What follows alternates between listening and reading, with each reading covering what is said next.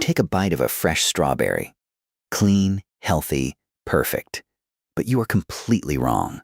A microscopic hitchhiker is sneaking past your body's defenses right now. This isn't a new respiratory virus. It's Cyclospora cayetanensis, a single-celled parasite targeting your digestive tract. How can something so small trigger explosive diarrhea that physically drains your life away? Your body operates like an advanced fluid engine. The parasite burrows into your small intestine, completely shutting down your ability to process hydration. Liquid rushes straight through your system. Your blood volume drops instantly. Your vital organs begin starving.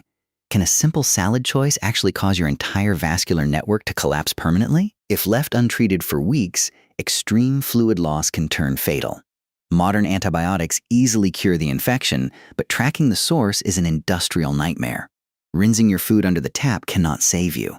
Before revealing why grocery store washes fail, take a second to like and subscribe. This creature wears an armored shell.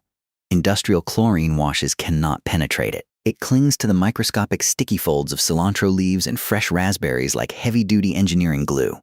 Standard sanitation is useless against it. Our massive global supply lines create hidden vulnerabilities.